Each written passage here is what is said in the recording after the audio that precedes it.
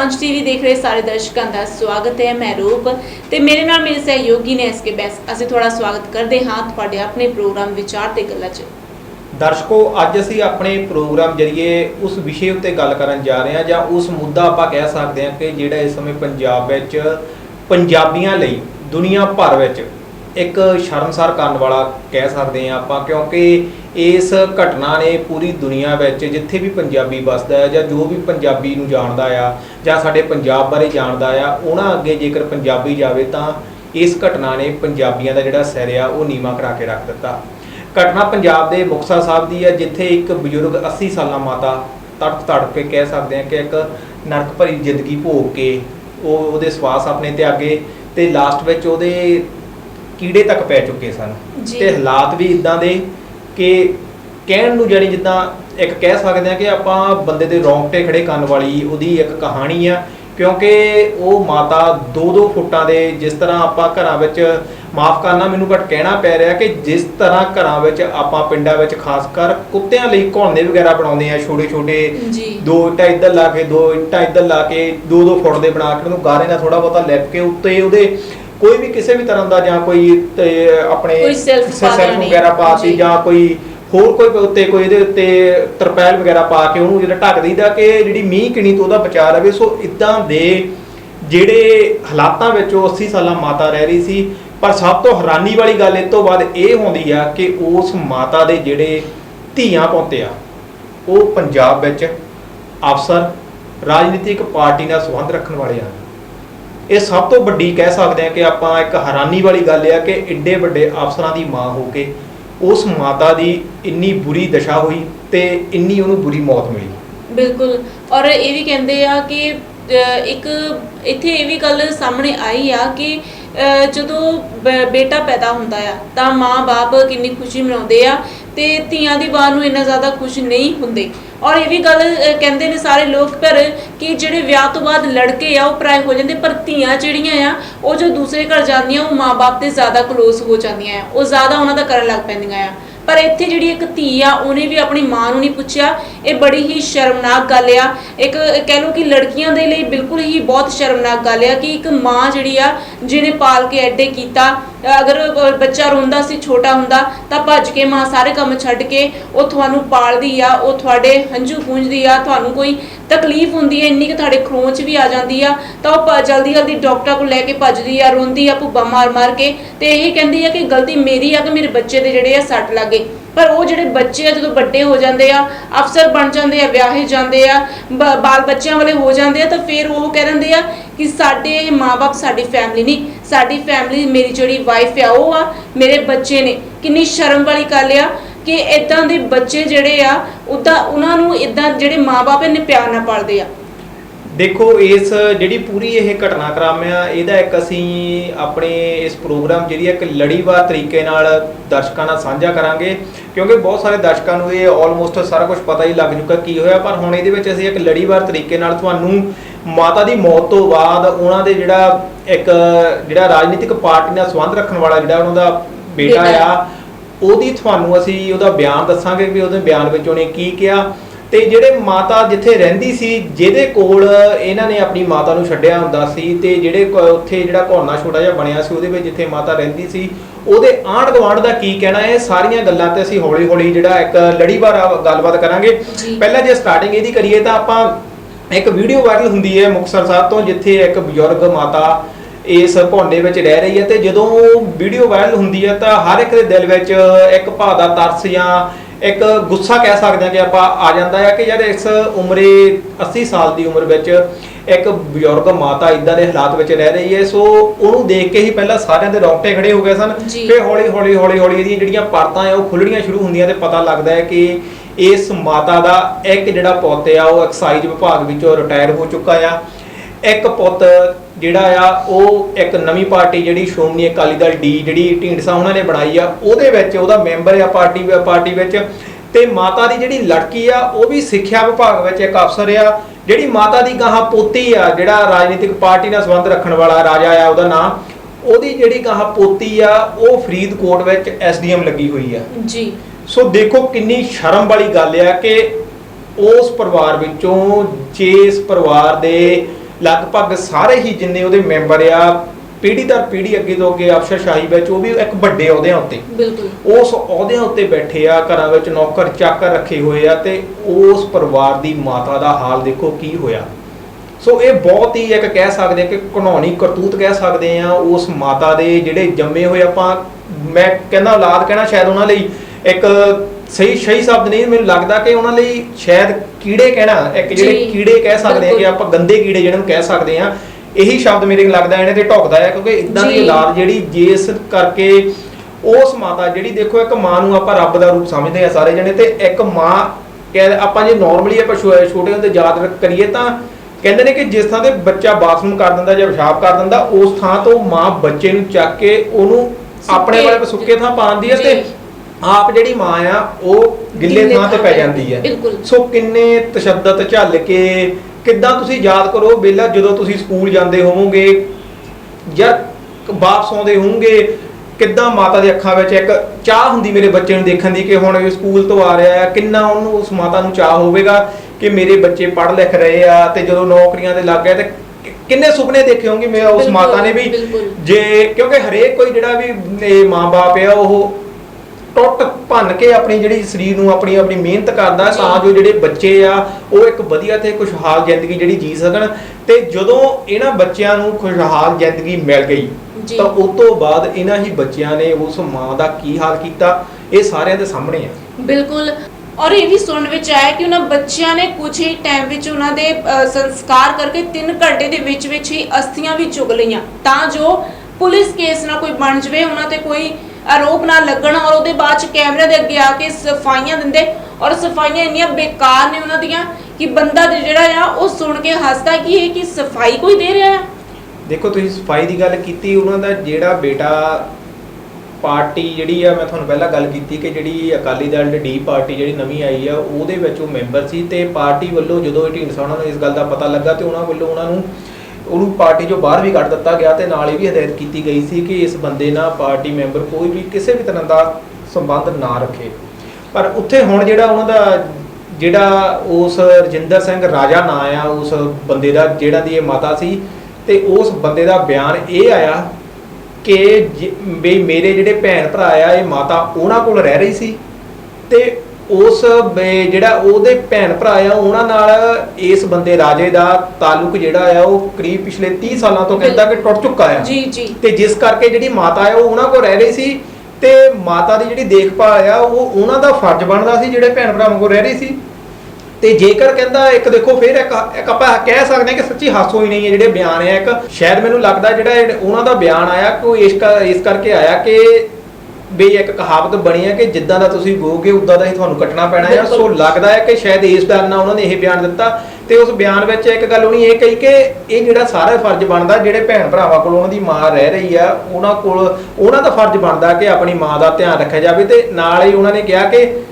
ਜੇ ਮੈਨੂੰ ਮੇਰੀ ਆਪਣੀ ਮਾਂ ਬਾਰੇ ਪਤਾ ਹੁੰਦਾ ਕਿ ਉਹ ਇਸ ਹਾਲਾਤਾਂ ਵਿੱਚ ਰਹਿ ਰਹੀ ਆ ਤਾਂ ਮੈਂ ਜ਼ਰੂਰ ਉਹਨਾਂ ਲਈ ਕੁਝ ਕਰਦਾ। ਪਰ ਇੱਥੇ ਯਾਰ ਬਹੁਤ ਵੱਡਾ ਸਵਾਲ ਇਹ ਖੜਾ ਹੁੰਦਾ ਕਿ ਉਸ ਬੰਦੇ ਕੋਲ ਚਲੋ ਭੈਣ ਭਰਾਵਾਂ ਨਾਲ ਲੜਾਈ ਹੋ ਗਈ ਜਾਂ ਮਨ ਮਟਾਵਿਆ ਨਹੀਂ ਬੋਲਣਾ ਚੱਲਣਾ ਤੁਹਾਡਾ ਇੱਕ ਪਾਸੇ, ਯਾਰ ਜਿਹੜੀ ਮਾਂ ਹੈ ਉਹ ਤਾਂ ਸਾਰਿਆਂ ਦੀ ਸਾਂਝੀ ਆ ਜੀ। ਫਰਜ਼ ਨਹੀਂ ਬਣਦਾ ਤੁਹਾਡਾ ਕਿ 30 ਸਾਲ ਹੋ ਗਏ ਉਸ ਮਾਂ ਕੋ ਜਿਸ ਨੇ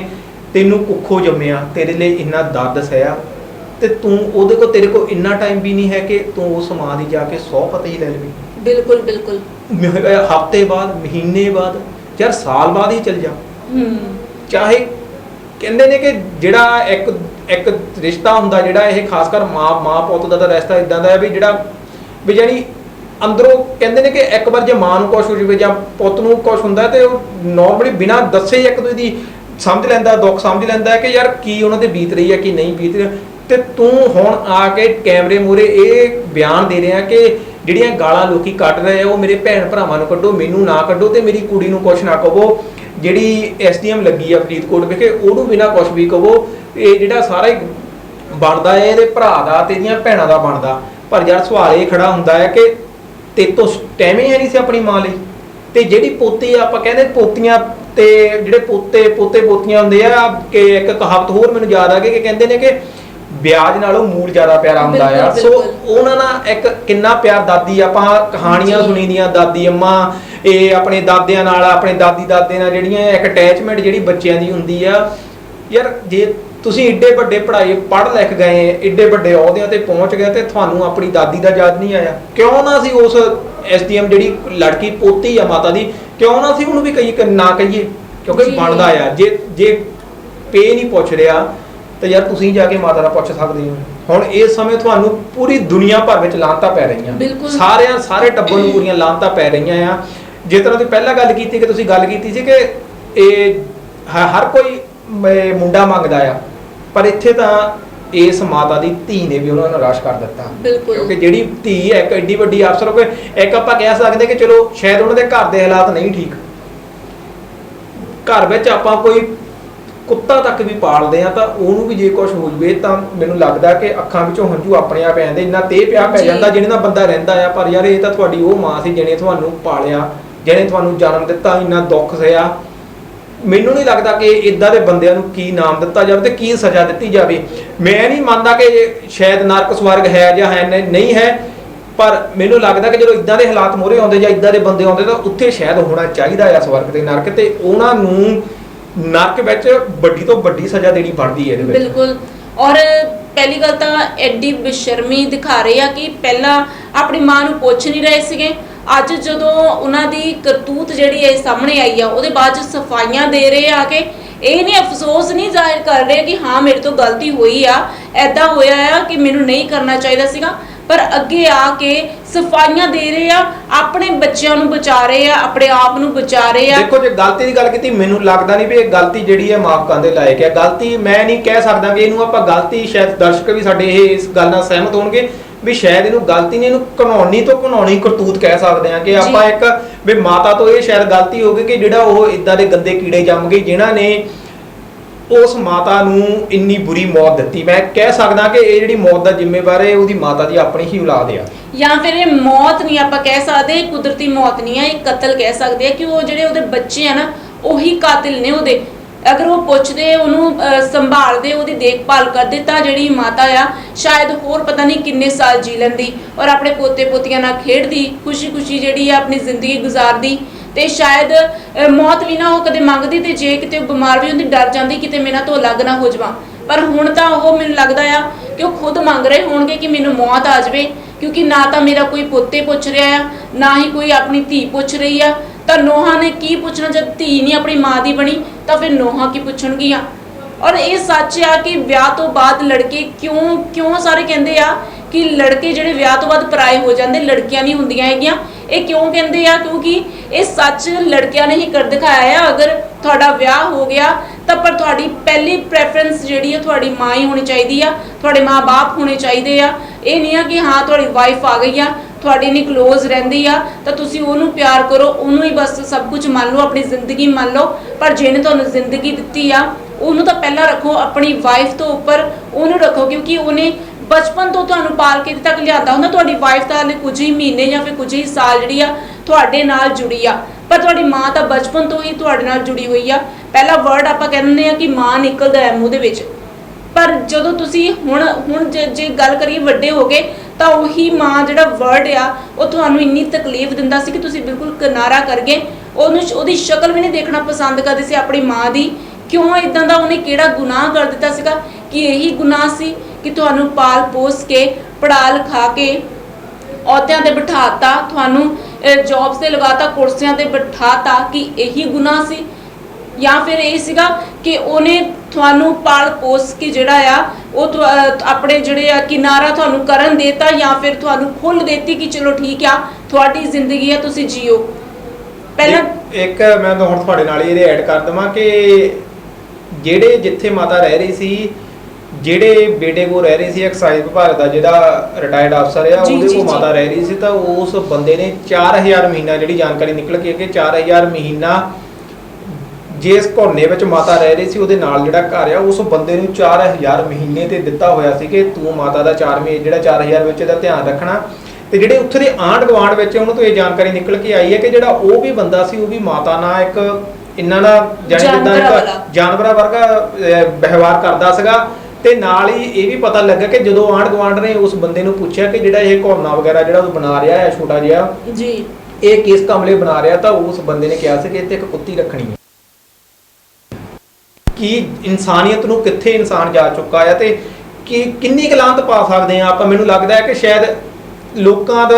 ਇੱਕ ਸ਼ਾਇਦ ਇਨਸਾਨੀਅਤ ਤੋਂ ਜੇ ਇਦਾਂ ਦੀਆਂ ਘਟਨਾਵਾਂ ਦੇਖੀਆਂ ਜਾਣ ਤਾਂ ਇਨਸਾਨੀਅਤ ਤੋਂ ਹੀ ਜਿਹੜਾ ਵਿਸ਼ਵਾਸ ਉੱਠਦਾ ਜਾ ਰਿਹਾ ਲੋਕਾਂ ਦਾ, ਬਹੁਤ ਹੀ ਜ਼ਿਆਦਾ, ਜਿੰਨੀ ਮਾੜੀ ਆਪਾਂ ਕਹਿ ਸਕਦੇ ਆ ਉਸ ਤੋਂ ਵੀ ਕਿਤੇ ਮਾੜੀ ਇਹ ਸਭ ਤੋਂ ਵੱਡੀ ਘਟਨਾ ਆ। ਪਰ ਇੱਥੇ ਇੱਕ ਸਵਾਲ ਇਹ ਵੀ ਖੜਾ ਹੁੰਦਾ ਆ ਕਿ ਯਾਰ ਇਦਾਂ ਦੀ ਔਲਾਦ ਨੂੰ ਕੋਈ ਨਾ ਕੋਈ ਸਜ਼ਾ ਦੇਣੀ ਬਣਦੀ ਆ, ਕਿਉਂਕਿ ਕਾਨੂੰਨੀ ਤੌਰ ਤੇ ਮੈਨੂੰ ਲੱਗਦਾ ਕਿ ਸ਼ਾਇਦ ਇਦਾਂ ਦੇ ਜਿਹੜੀ ਔਲਾਦ ਆ ਉਹਦੇ ਕੋਲੋਂ ਉਹਨਾਂ ਨੂੰ ਇਦਾਂ ਦੀ ਸਜ਼ਾ ਦਿੱਤੀ ਜਾਵੇ ਕਿ ਮੁੜ ਕੇ ਕੋਈ ਵੀ ਔਲਾਦ ਜਿਹੜੀ ਆ ਆਪਣੇ ਮਾਂ-ਬਾਪ ਨਾਲ ਇਦਾਂ ਦਾ ਕੁਝ ਬੁਰਾ ਸਲੂਕ ਨਾ ਕਰ ਸਕੇ। ਪਰ ਇੱਥੇ ਜੇ ਸਜ਼ਾ ਦੀ ਗੱਲ ਕਰੀਏ, ਪ੍ਰਸ਼ਾਸਨ ਤੋਂ ਅਸੀਂ ਕੁਝ ਨਹੀਂ ਆਸ ਲਗਾ ਸਕਦੇ। ਜੇ ਸਜ਼ਾ ਦੇਣੀ ਆ ਤਾਂ ਉਹਦੇ ਆਸ-ਪਾਸ ਦੇ ਜਿਹੜੇ ਉਹਨਾਂ ਦੇ ਲੋਕ ਆ ਨਾ, ਉਹੀ ਸਜ਼ਾ ਦੇਣ, ਉਹਨਾਂ ਨਾਲ ਕਿਨਾਰਾ ਕਾਲਣ, ਉਹਨਾਂ ਨਾਲ ਬੋਲਣ ਨਾ, ਉਹਨਾਂ ਨੂੰ ਬਿਲਕੁਲ ਹੀ ਅਲੱਗ ਕਰ ਦੇਣ ਆਪਣੇ ਆਪ ਤੋਂ, ਕਿਉਂਕਿ ਇਦਾਂ ਦੇ ਇਨਸਾਨਾਂ ਨੂੰ ਬੁਲਾ ਕੇ ਵੀ ਕੀ ਕਰੋਗੇ, ਜੋ ਆਪਣੀ ਮਾਂ ਦਾ ਨਹੀਂ ਬਣਿਆ ਤੁਹਾਡਾ ਕੀ ਬਣੂਗਾ। ਸੋ ਇਦਾਂ ਦੇ ਇਨਸਾਨਾਂ ਤੋਂ ਦੂਰੀ ਬਣਾ ਕੇ ਰੱਖਣੀ ਚਾਹੀਦੀ ਹੈ ਸਾਰਿਆਂ ਨੂੰ, ਸਾਰੇ ਸਮਾਜ ਨੂੰ ਜਿਹੜਾ ਆ ਉਹਨਾਂ ਨੂੰ ਵੱਖ ਕਰ ਦੇਣਾ ਚਾਹੀਦਾ ਆ। ਇਹੀ ਸਭ ਤੋਂ ਵੱਡੀ ਜਿਹੜੀ ਉਹਨਾਂ ਲਈ ਸਜ਼ਾ ਹੋਊਗੀ। ਤੇ ਜਿਹੜੇ ਅਫਸਰ ਜਿਹੜੇ ਇੰਨੇ ਕੁਰਸੀਆਂ ਤੇ ਬੈਠੇ ਆ, ਉਹ ਜਿਹੜੇ ਆਪਣੇ ਪਰਿਵਾਰ ਨੂੰ, ਆਪਣੇ ਮਾਂ-ਬਾਪ ਨੂੰ ਨਹੀਂ ਸੰਭਾਲ ਸਕੇ ਤਾਂ ਉਹਨਾਂ ਨੇ ਅੱਗੇ ਜਾ ਕੇ ਕੀ ਸੰਭਾਲਣਾ ਆ ਸਾਡੇ ਦੇਸ਼ ਨੂੰ, ਜਾਂ ਸਾਡੇ ਜਿਹੜੇ ਸਮਾਜ ਦੇ ਲੋਕ ਆ ਉਹਨਾਂ ਦੀਆਂ ਜ਼ਰੂਰਤਾਂ ਨੂੰ ਕੀ ਪੂਰੀਆਂ ਕਰੋਗੇ ਜਦ ਤੁਸੀਂ ਆਪਣੀ ਮਾਂ ਦੀ ਜ਼ਰੂਰਤ ਨੂੰ ਨਹੀਂ ਪੂਰੀ ਕਰ ਸਕੇ। 4000 ਤੇ ਮਾਂ ਕਿਸੇ ਹੋਰ ਦੇ ਹੱਥ ਤੁਸੀਂ ਸੌਂਪ ਦਿੱਤੀ, ਉਹ ਕੀ ਕਰ ਰਿਹਾ ਹੈ ਮਾਂ ਦੇ ਨਾਲ, ਕਿੱਦਾਂ ਦਾ ਵਿਵਹਾਰ ਕਰ ਰਿਹਾ ਆ, ਕਿ ਮਾਂ ਚੰਗੀ ਵੀ ਆ, ਉਹਨੂੰ ਪਾਣੀ ਵੀ ਦਿੱਤਾ ਜਾ ਰਿਹਾ, ਉਹਨੂੰ ਰੋਟੀ ਵੀ ਦਿੱਤੀ ਜਾ ਰਹੀ ਹੈ ਕਿ ਨਹੀਂ ਦਿੱਤੀ ਜਾ ਰਹੀ। ਕਹਿੰਦੇ ਨੇ ਉਹਨਾਂ ਦੇ ਸਿਰ ਦੇ ਵਿੱਚ ਕੀੜੇ ਪਏ ਹੋਏ ਸੀਗੇ ਕਿ ਤੁਸੀਂ ਕਿੰਨੇ ਸਾਲ ਇੱਥੋਂ ਤੁਸੀਂ ਅੰਦਾਜ਼ਾ ਲਗਾ ਸਕਦੇ ਹੋ ਕਿ ਕਿੰਨੇ ਸਾਲ ਤੱਕ ਉਹਨਾਂ ਨੇ ਆਪਣੀ ਮਾਂ ਦੀ ਪੁੱਛੇ ਨਹੀਂ ਲਈ ਹੈਗੀ, ਵੀ ਜਿਹੜਾ ਉਹਨਾਂ ਨੂੰ ਪਤਾ ਲੱਗੇ ਕਿ ਸਾਡੀ ਮਾਂ ਦਾ ਹਾਲ ਕੀ ਹੋਇਆ ਪਿਆ ਹੈ। ਕਹਿੰਦੇ ਕੱਪੜੇ ਨਹੀਂ ਸੀ ਉਹਦੇ ਸਰੀਰ ਦੇ ਉੱਤੇ ਜਦੋਂ ਇਹ ਉਹਨਾਂ ਦੀ ਮਾਂ ਪਾਈ ਗਈ ਆ। ਤਾਂ ਕਿੰਨੀ ਸ਼ਰਮ ਵਾਲੀ ਗੱਲ ਆ ਕਿ ਆਪਣੀ ਮਾਂ ਨੂੰ ਇੱਕ ਕੱਪੜੇ, ਤੁਸੀਂ ਲੀੜੇ ਤੱਕ ਨਹੀਂ ਦੇ ਸਕੇ ਤਾਂ ਤੁਸੀਂ ਕਿੱਦਾਂ ਦੀ ਔਲਾਦ ਆ, ਕਿੰਨੀ ਘਿਨੌਣੀ ਔਲਾਦ ਆ। ਬਿਲਕੁਲ ਗੁੱਸਾ ਇਸ ਟਾਈਮ ਇੰਨਾ ਜ਼ਿਆਦਾ ਆ ਰਿਹਾ ਕਿ ਲੋਕ ਜੇ ਕਿਤੇ ਨਾ ਕਿਤੇ ਉਹਨਾਂ ਦੀ ਔਲਾਦ ਸਾਹਮਣੇ ਵੀ ਆ ਗਈ ਲੋਕਾਂ ਦੇ, ਸ਼ਾਇਦ ਲੋਕਾਂ 'ਚ ਇੰਨਾ ਗੁੱਸਾ ਹੈ ਕਿ ਉਹਨਾਂ ਨੂੰ ਜਾਨੋਂ ਮਾਰ ਦੇਣ, ਇੰਨਾ ਜ਼ਿਆਦਾ ਗੁੱਸਾ ਹੈ, ਇੰਨੀ ਘਿਨੌਣੀ ਔਲਾਦ ਹੈ ਉਹ। ਨਫ਼ਰਤ ਦੇ ਨਾਲ ਸਾਰਿਆਂ ਦੀਆਂ ਨਿਗਾਹਾਂ ਜਿਹੜੀਆਂ ਭਰੀਆਂ ਪਈਆਂ ਉਹਨਾਂ ਦੀ ਔਲਾਦ ਦੇ ਲਈ। ਦੇਖੋ ਜਿੰਨੀ ਮਰਜ਼ੀ ਹੁਣ ਇਸ ਸਮੇਂ ਆਣ ਕੇ ਉਹ ਮੀਡੀਆ ਥਰੂ ਜਾਂ ਸਫਾਈਆਂ ਦਿੰਦੇ, ਪਰ ਉਸ ਔਲਾਦ ਲਈ ਜਿਹੜਾ ਇੱਕ ਸ਼ਬਦ ਕਹਿ ਸਕਦੇ ਆ ਕਿ ਮਾਫੀ ਵਾਲਾ ਸ਼ਬਦ ਮੈਨੂੰ ਨਹੀਂ ਲੱਗਦਾ ਕਿ ਕਿਸੇ ਵੀ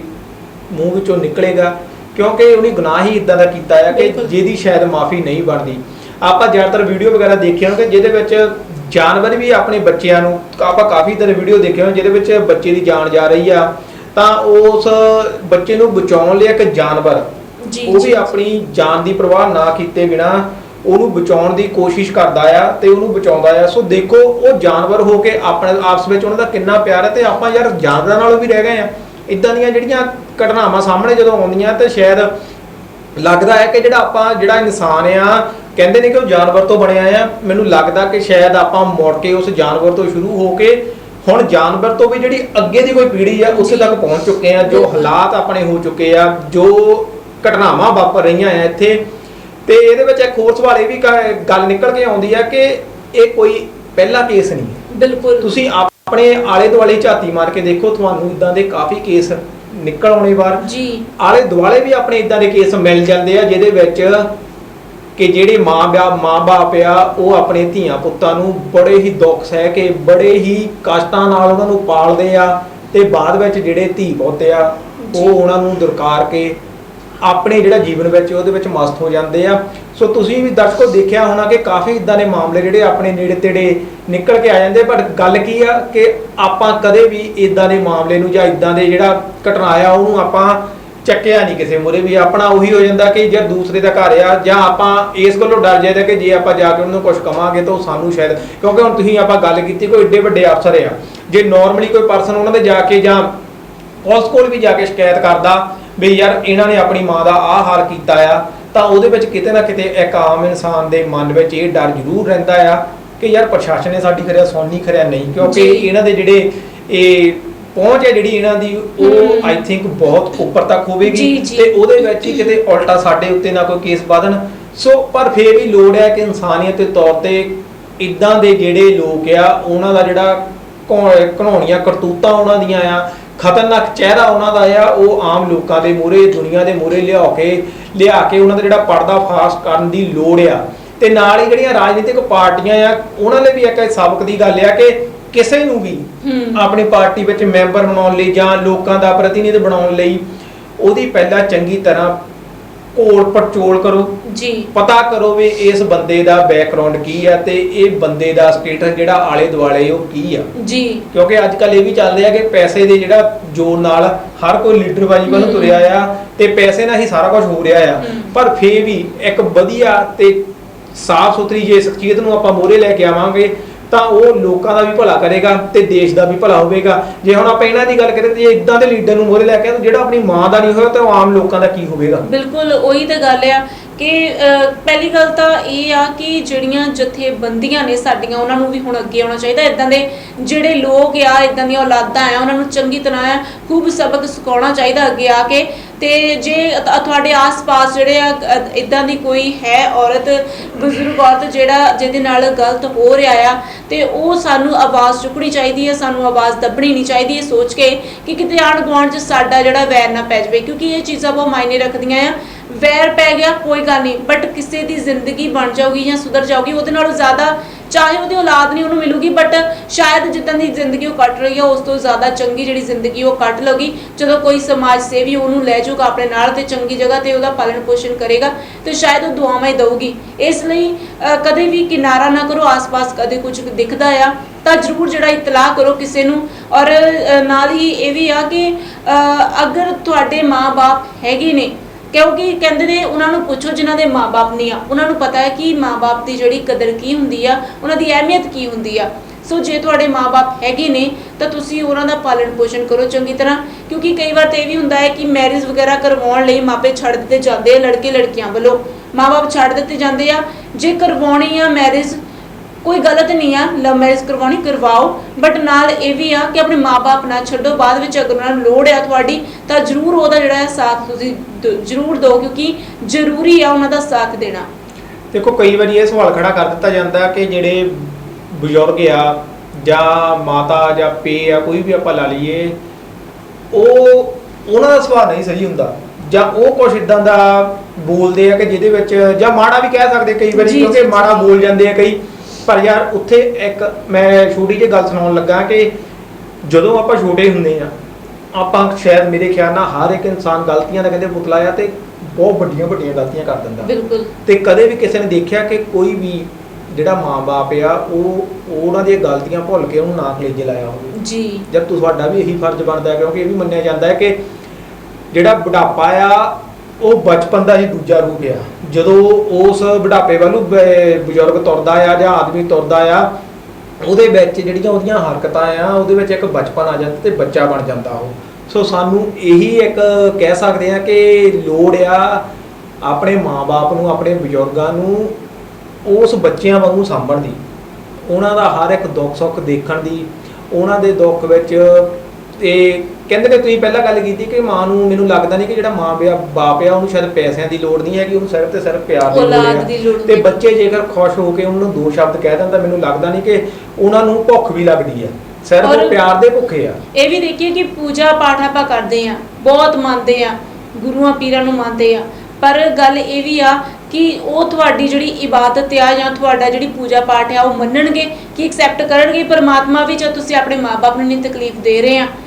किसी ने खूब लिखा है कि करो दिल से सजदा तो इबादत बनेगी, माँ बाप की सेवा अमानत बनेगी, खुलेगा जब तुम्हारे गुनाहों का खाता तो माँ बाप की सेवा जमानत बनेगी। क्योंकि माँ बाप की सेवा जिहड़ी आ ਉਹੀ ਤੁਹਾਨੂੰ ਜਿਹੜੇ ਆ ਮਾੜੇ ਜਿਹੜੇ ਤੁਹਾਡੇ ਕਰਮ ਆ ਉਹਨੂੰ ਮਿਟਾਵੇਗੀ ਤੇ ਉਹੀ ਤੁਹਾਨੂੰ ਸਵਰਗਾਂ ਦਾ ਜਿਹੜਾ ਰਾਹ ਦਿਖਾਵੇਗੀ। तो ਨਰਕਾਂ ਦਾ ਜੇ ਤੁਸੀਂ ਨਰਕ ਜਾਣਾ ਚਾਹੁੰਦੇ ਹੋ ਤਾਂ ਫਿਰ ਮਾਂ-ਬਾਪ ਨੂੰ ਤਕਲੀਫ ਦਿਓ, ਪਰ ਜੇ ਤੁਸੀਂ ਚੰਗੇ ਜ਼ਿੰਦਗੀ ਜੀਣਾ ਚਾਹੁੰਦੇ ਆ, ਅੱਗੇ ਮੌਤ ਤੋਂ ਬਾਅਦ ਵੀ ਤੁਸੀਂ ਚਾਹੁੰਦੇ ਆ ਕਿ ਅਸੀਂ ਸਹੀ ਜਗ੍ਹਾ ਚਾਹੀਏ, ਚੰਗੇ ਰਾਹੇ ਪਈਏ, ਤਾਂ ਫਿਰ ਮਾਂ-ਬਾਪ ਦੀ ਸੇਵਾ ਕਰੋ। ਈਵਨ ਕਿ ਕਿਸੇ ਹੋਰ ਜਗ੍ਹਾ ਜਾ ਕੇ ਮੱਥੇ ਰਗੜਨ ਨਾਲੋਂ ਇਹ ਚੰਗਾ ਆ ਕਿ ਤੁਸੀਂ ਮਾਂ-ਬਾਪ ਦੀ ਸੇਵਾ ਕਰੋ, ਕਿ ਉਹ ਪਰਮਾਤਮਾ ਹੈ ਤੁਹਾਡੇ। ਕਿਉਂਕਿ ਪਰਮਾਤਮਾ ਹਰ ਇੱਕ ਕਹਿੰਦੇ ਪਰਮਾਤਮਾ ਹਰ ਇੱਕ ਜਗ੍ਹਾ ਨਹੀਂ ਹੋ ਸਕਦਾ ਸੀ, ਇਸ ਲਈ ਉਹਨਾਂ ਨੇ ਮਾਂ-ਬਾਪ ਬਣਾ ਦਿੱਤੇ ਕਿ ਉਹ ਜਿਹੜੇ ਆ ਉਹ ਸਾਡੀ ਜਿਹੜੀ ਡਿਊਟੀ ਆ ਕਿ ਉਹ ਨਹੀਂ ਬਣ ਗਏ, ਆਪਣੇ ਰੂਪ ਦੇ ਵਿੱਚ ਉਹਨਾਂ ਨੇ ਮਾਂ-ਬਾਪ ਭੇਜਦੇ। ਅਗਰ ਤੁਸੀਂ ਉਹਨਾਂ ਦੀ ਸੇਵਾ ਕਰੋਗੇ ਤਾਂ ਤੁਹਾਨੂੰ ਅੱਗੇ ਜਾ ਕੇ ਜਿਹੜੇ ਤੁਹਾਡੇ ਕਰਮ ਮਾੜੇ ਉਹ ਕੱਟੇ ਜਾਣਗੇ ਤੇ ਤੁਹਾਡੇ ਚੰਗੇ ਕਰਮ ਬਣਨਗੇ, ਉਸ ਹਿਸਾਬ ਨਾਲ ਤੁਹਾਡਾ ਜਿਹੜਾ ਆ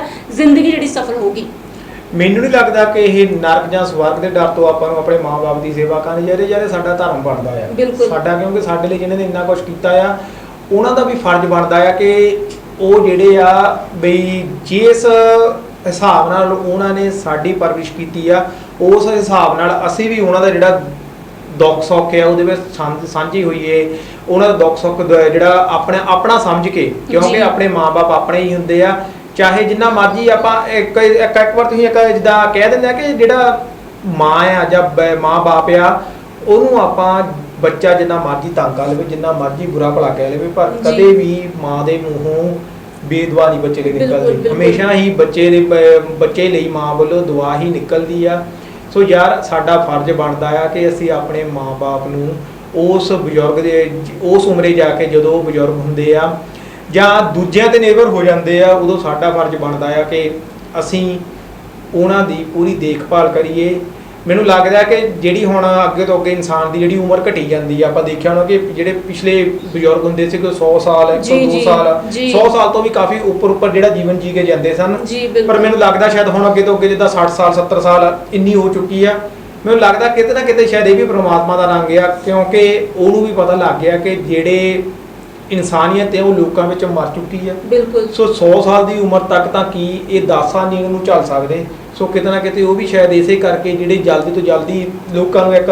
ਉਹੀ ਜਿਹੜੀ ਕਹਿ ਸਕਦੇ ਆ ਕਿ ਰੰਗੀਨ ਜਾਂ ਆਪਣੇ ਬਲਬੂਤੇ ਜਿਹੜੀ ਜ਼ਿੰਦਗੀ ਜੀ ਸਕਦੇ ਆ, ਉਹ ਇੱਕ ਝੱਲ ਕੇ ਆਪਣੇ ਆਪ ਨੂੰ ਜਾਣੀ ਜਿੱਦਾਂ ਤੇ ਸਰਵਾਈਵ ਕਰ ਰਹੇ ਆ ਲੋਕੀ, ਇਹ ਜਿੰਨਾ ਕੁ ਜੀ ਸਕਦੇ ਆ ਉਨਾ ਕੁ ਰੱਬ ਉਹਨਾਂ ਨੂੰ ਸਵਾਸ ਬਖਸ਼ ਕੇ ਉਸ ਤੋਂ ਬਾਅਦ ਆਪਣੇ ਕੋਲ ਬੁਲਾ ਲੈਂਦਾ ਆ। ਇਹ ਕਿਤੇ ਨਾ ਕਿਤੇ ਕਹਿ ਸਕਦੇ ਆ ਕਿ ਆਪਣੀ ਜਿਹੜੀ ਇਨਸਾਨੀਅਤ ਮਰ ਚੁੱਕੀ ਆ। ਇਹਦੇ ਵਿੱਚ ਇਹ ਨਹੀਂ ਆਉਂਦਾ ਕਿ ਕੋਈ ਕਿਸੇ ਦਾ ਇਹ ਬੇਟਾ ਜਾਂ ਬਾਪ ਆ, ਸਭ ਤੋਂ ਵੱਡਾ ਸਵਾਲ ਇਹੀ ਖੜਾ ਹੁੰਦਾ ਕਿ ਆਪਣੇ ਲੋਕਾਂ ਵਿੱਚ ਮੈਨੂੰ ਲੱਗਦਾ ਕਿ ਇਨਸਾਨੀਅਤ ਹੀ ਖਤਮ ਹੋ ਚੁੱਕੀ ਹੈ। ਬਿਲਕੁਲ, ਪਹਿਲਾਂ ਕਹਿੰਦੇ ਸੀ ਇਨਸਾਨੀਅਤ ਸ਼ਰਮਸਾਰ ਕਰਨ ਵਾਲੇ ਮਾਮਲੇ ਆ ਰਹੇ ਆ, ਬਟ ਹੁਣ ਤਾਂ ਇਹੀ ਆ ਕਿ ਇਨਸਾਨੀਅਤ ਨੂੰ ਖਤਮ ਹੀ ਕਰਨ ਵਾਲੇ ਮਾਮਲੇ ਹੁਣ ਤਾਂ ਸਾਹਮਣੇ ਆ ਰਹੇ ਆ। ਤੇ ਜੇ ਇਨਸਾਨ ਜਿਹੜਾ ਆ ਪੂਰੀ ਤਰ੍ਹਾਂ ਹੁਣ ਹੈਵਾਨ ਬਣਦਾ ਜਾ ਰਿਹਾ ਆ, ਕਿਉਂਕਿ ਉਹਦੇ ਵਿੱਚ ਤਰਸ ਨਾਮ ਦੀ ਕੋਈ ਚੀਜ਼ ਨਹੀਂ ਰਹੀ ਹੈਗੀ। ਜੇ ਆਂਢ ਗੁਆਂਢ ਦੀ ਗੱਲ ਕਰੀਏ ਤਾਂ ਆਂਢ ਗੁਆਂਢ ਵੀ ਦੇਖ ਕੇ ਕਿਨਾਰਾ ਕਰ ਲੈਂਦੇ ਆ, ਉਹ ਕਹਿੰਦੇ ਆ ਸਾਡਾ ਨਹੀਂ ਕੋਈ ਲੈਣ ਦੇਣਾ ਹੈਗਾ, ਉਹਨਾਂ ਦੇ ਪਰਿਵਾਰ ਦਾ ਜਿਹੜਾ ਆ ਆਪਸੀ ਮਾਮਲਾ ਹੈ। ਸੋ ਇਹ ਬਹੁਤ ਗੱਲਾਂ ਜਿਹੜੀਆਂ ਆ ਗਲਤ ਲੱਗਦੀਆਂ, ਔਰ ਬਾਅਦ ਵਿੱਚ ਜਦੋਂ ਕੁਝ ਇਦਾਂ ਦਾ ਹੋ ਜਾਂਦਾ ਆ, ਬਾਅਦ ਵਿੱਚ ਅੱਗੇ ਆ ਕੇ ਕਹਿੰਦੇ ਆ ਕਿ ਇਦਾਂ ਹੋ ਰਿਹਾ ਸੀ ਉਹਦੇ ਪਰਿਵਾਰ ਮਾਂ ਦੇ ਨਾਲ, ਉਹ ਆਪਣੀ ਮਾਂ ਕਰ ਰਹੇ ਸੀਗੇ, ਉਹਨਾਂ ਨੂੰ ਆਹ ਤਕਲੀਫ ਦੇ ਰਹੇ ਸੀ, ਪਰ ਬਾਅਦ ਵਿੱਚ ਬੋਲਣ ਦਾ ਕੋਈ ਫਾਇਦਾ ਨਹੀਂ। ਜੇ ਪਹਿਲਾਂ ਹੀ ਤੁਸੀਂ ਆਵਾਜ਼ ਚੁੱਕ ਲੈਂਦੇ ਤਾਂ ਕੀ ਪਤਾ ਕਿ ਉਹ ਜਿਹੜਾ ਸੀਗਾ ਜੋ ਉਹਨਾਂ ਹੋ ਰਿਹਾ ਸੀ ਗਲਤ, ਉਹ ਨਾ ਹੁੰਦਾ। ਦੇਖੋ ਇੱਥੇ ਇੱਕ ਲੋਕਾਂ ਵਿੱਚ ਬਹੁਤ ਵੱਡੀ ਗਲਤਫਹਿਮੀ ਹੋ ਜਾਂਦੀ ਹੈ। ਲੋਕ ਗਲਤਫਹਿਮੀ ਉਹਨਾਂ ਦੀ ਮੈਂ ਇਸ ਕਰਕੇ ਕਹਿ ਰਿਹਾ ਕਿ ਲੋਕ ਇਹ ਸਮਝ ਲੈਂਦੇ ਆ ਕਿ ਜਿਹੜੀ ਸਾਡੀ ਔਲਾਦ ਆ ਜੀ, ਸ਼ਾਇਦ ਉਸ ਔਲਾਦ ਤੋਂ ਸਾਨੂੰ ਉਹਨਾਂ ਨੂੰ ਇਹ ਉਮੀਦ ਨਹੀਂ ਹੁੰਦੀ ਕਿ ਸਾਨਾ ਕੁਝ ਇਦਾਂ ਦਾ ਕਰ ਸਕਦੇ ਆ। ਸੋ ਇਸ ਕਰਕੇ ਜਿਹੜੀ ਉਹਨਾਂ ਦੀ ਇੱਕ ਸੋਚ ਹੁੰਦੀ ਹੈ ਕਿ ਉਹਨਾਂ ਦੀ ਔਲਾਦ ਚੰਗੀ ਆ ਤੇ ਉਹਨਾਂ ਦੀ ਔਲਾਦ ਸਾਨਾ ਨਹੀਂ ਇਦਾਂ ਕਰ ਸਕਦੀ, ਸ਼ਾਇਦ ਇਸ ਕਰਕੇ ਉਹ ਇਹਨਾਂ ਜਿਹੜਾ ਆਵਾਜ਼ ਚੱਕਣੀ ਚਾਹੀਦੀ ਉਹ ਤੋਂ ਕਿਨਾਰਾ ਕਰ ਲੈਂਦੇ ਆ। ਪਰ ਯਾਰ ਇੱਥੇ ਧਿਆਨ ਰੱਖੋ, ਕਿਉਂਕਿ ਇਸ ਮਾਤਾ ਨੇ ਵੀ ਮੈਨੂੰ ਨਹੀਂ ਲੱਗਦਾ ਕਿ ਕਦੇ ਸੋਚਿਆ ਹੋਵੇਗਾ ਕਿ ਮੇਰੇ ਜਿਹੜੇ ਇੰਨੇ ਪੜ੍ਹਾ ਲਿਖਾ ਕੇ ਏਡੇ ਵੱਡੇ ਅਹੁਦੇ ਤੇ ਭੇਜ ਦਿੱਤੇ ਆ, ਉਹ ਮੇਰੇ ਨਾਲ ਇਹ ਹਾਲ ਕਰਨਗੇ। ਟਾਈਮ ਦਾ ਪਤਾ ਨਹੀਂ ਹੁੰਦਾ। ਸੋ ਆਪਣੇ ਤੇ ਹਮੇਸ਼ਾ ਗੱਲ ਲਾ ਕੇ ਦੇਖਿਆ ਕਰੋ ਕਿ ਯਾਰ ਜੇ ਅਸੀਂ ਸ਼ਾਇਦ ਜੇ ਕੱਲ ਨੂੰ ਸਾਨਾ ਜੇ ਇਦਾਂ ਕੋਈ ਕਰੇ ਤਾਂ ਸ਼ਾਇਦ ਜੇ ਅਸੀਂ ਅੱਜ ਆਵਾਜ਼ ਉਠਾਈ ਤਾਂ ਸਾਡੇ ਲਈ ਕੋਈ ਖੜ ਜੂਵੇ ਆ ਕੇ। ਹਮੇਸ਼ਾ ਕੋਈ ਵੀ ਕਿਤੇ ਵੀ ਕਿਸੇ ਨਾਲ ਵਧੀਕੀ ਹੁੰਦੀ ਆ, ਕੋਈ ਵੀ ਆਲੇ ਦੁਆਲੇ ਆ, ਇੱਥੋਂ ਤੱਕ ਵੀ ਜੇ ਜਾਨਵਰ ਨਾਲ ਵੀ ਕੋਈ ਵਧੀਕੀ ਕਰਦਾ ਤਾਂ ਸਾਡਾ ਫਰਜ਼ ਬਣਦਾ ਕਿ ਅਸੀਂ ਉਹਨੂੰ ਚੱਕੀਏ, ਉਸ ਆਵਾਜ਼ ਨੂੰ ਉਠਾਈਏ, ਤਾਂ ਜੋ ਇਦਾਂ ਦੇ ਜਿਹੜੇ ਘਿਨਾਉਣੇ ਜਿਹੜੇ ਘਟਨਾਵਾਂ ਇਦਾਂ ਦੀਆਂ ਵਾਪਰਦੀਆਂ ਆ ਉਹਨਾਂ ਉੱਤੇ ਰੋਕ ਲਗਾਈ ਜਾ ਸਕਦੀ। ਬਿਲਕੁਲ, ਔਰ ਜਿਹੜੇ ਬੱਚੇ ਇਦਾਂ ਕਰਦੇ ਆ, ਕਹਿੰਦੇ ਆ ਕਿ ਸਾਨੂੰ ਕੋਈ ਦੇਖ ਨਹੀਂ ਰਿਹਾ, ਪਰ ਧਿਆਨ ਰੱਖਿਓ ਤੁਹਾਡੀ ਆਪਣੀ ਔਲਾਦ ਵੀ ਇਹ ਸਾਰਾ ਕੁਝ ਦੇਖ ਰਹੀ ਆ ਜੋ ਤੁਸੀਂ ਕਰਦੇ ਆ। ਕਹਿੰਦੇ ਆ ਕਿ ਮਾਂ-ਬਾਪ ਹੀਰੋ ਹੁੰਦੇ ਆ, ਇੱਕ ਮਿਸਾਲ ਹੁੰਦੇ ਬੱਚਿਆਂ ਦੀ ਜ਼ਿੰਦਗੀ ਦੇ ਵਿੱਚ। ਸੋ ਜਿੱਦਾਂ ਦੇ ਤੁਸੀਂ ਕਰਮ ਕਰਦੇ ਆ, ਜਿੱਦਾਂ ਦੇ ਕੰਮ ਕਰਦੇ ਆ ਤੁਸੀਂ, ਤੁਹਾਡੇ ਬੱਚੇ ਨੇ ਉਹ ਕੰਮ ਤੁਹਾਡੇ ਤੋਂ ਸਿੱਖਣੇ ਆ। ਤੇ ਕੱਲ ਜੇ ਤੁਸੀਂ ਅੱਜ ਆਪਣੇ ਮਾਂ-ਬਾਪ ਨਾਲ ਇਹ ਸਭ ਕੁਝ ਕਰ ਰਹੇ ਆ, ਤੁਹਾਡੇ ਬੱਚਿਆਂ ਨੇ ਵੀ ਕੱਲ ਤੁਹਾਡੇ ਨਾਲ ਇਹ ਸਭ ਕੁਝ ਕਰਨਾ ਆ, ਕਿਉਂਕਿ ਉਹਨਾਂ ਨੂੰ ਵੀ ਪਤਾ ਆ ਕਿ ਤੁਸੀਂ ਜੇ ਇਹ ਕੰਮ ਕੀਤਾ ਹੈ ਤਾਂ ਸਾਡੇ ਮਾਂ-ਬਾਪ ਨੇ ਸਹੀ ਕੀਤਾ ਹੋਊਗਾ, ਆਪਣੇ ਮਾਂ-ਬਾਪ ਨੇ ਇਹ ਸਭ ਕੁਝ ਕਰਕੇ। ਸੋ ਅਸੀਂ ਵੀ ਅੱਗੇ ਇਹੀ ਕੰਮ ਕਰਾਂਗੇ ਜੋ ਸਾਡੇ ਮਾਂ-ਬਾਪ ਨੇ ਕੀਤਾ। ਸੋ ਛੋਟੀਆਂ-ਛੋਟੀਆਂ ਗੱਲਾਂ ਜਿਹੜੀਆਂ ਇਗਨੋਰ ਤੁਸੀਂ ਕਰਦੇ ਆ ਉਹ ਨਾ ਕਰੋ। ਚੰਗਾ ਆਪਣੇ ਬੱਚਿਆਂ ਦੀ ਨਜ਼ਰ ਵਿੱਚ ਤਾਂ ਚੰਗਾ ਬਣੋ। ਹੁਣ ਸ਼ਾਇਦ ਜਿਹੜੇ ਉਹਨਾਂ ਦੇ ਬੱਚੇ ਆ, ਜਿਹੜੀ ਮਾਤਾ ਦੀ ਡੈਥ ਹੋ ਚੁੱਕੀ ਹੈ, ਉਹਨਾਂ ਦੇ ਜਿਹੜੇ ਦੋ ਪੋਤੇ ਪੋਤੀਆਂ ਆ, ਉਹ ਵੀ ਸ਼ਾਇਦ ਆਪਣੇ ਮਾਂ-ਬਾਪ ਕਰਕੇ ਉਹਨਾਂ ਦਾ ਵੀ ਸਿਰ ਜਿਹੜਾ ਹੈ ਝੁਕ ਚੁੱਕਾ ਆ, ਕਿਉਂਕਿ ਉਹਨਾਂ ਦੇ ਮਾਂ-ਬਾਪ ਨੇ ਕੰਮ ਹੀ ਇਦਾਂ ਦਾ ਕਰ ਦਿੱਤਾ। ਦੇਖੋ ਇਸ ਘਟਨਾ ਨੇ ਤਾਂ ਉਹਨਾਂ ਦੀ ਤਾਂ ਇੱਕ ਪਾਸੇ ਪੂਰੀ ਪੰਜਾਬੀਆਂ ਦੀ ਜਿਹੜੀ ਹੈ ਇੱਕ ਸਿਰ ਝੁਕਾ ਕੇ ਰੱਖ ਦਿੱਤਾ ਉਹਨਾਂ ਦਾ। ਪਰ ਲਾਸਟ ਵਿੱਚ ਅਸੀਂ ਇਹ ਦਰਸ਼ਕਾਂ ਨੂੰ ਇਹੀ ਗੱਲ ਕਵਾਂਗੇ ਕਿ ਯਾਰ ਹੱਲੇ ਵੀ ਮੌਕਾ ਆ, ਜਿਨ੍ਹਾਂ ਦੇ ਮਾਂ-ਬਾਪ ਜਾਂ ਤੁਹਾਤੋਂ ਇੱਕ ਗਲਤੀ ਦੇ ਤੌਰ ਤੇ, ਕਿਉਂਕਿ ਜਿਹੜੀ ਹਾਂ ਗਲਤੀ ਹੋ ਗਈ ਇਹਨਾਂ ਤੋਂ ਹੋ ਗਈ, ਸ਼ਾਇਦ ਮੈਨੂੰ ਨਹੀਂ ਲੱਗਦਾ ਕਿ ਇਹਦੀ ਕੋਈ ਵਿੱਚ ਕੋਈ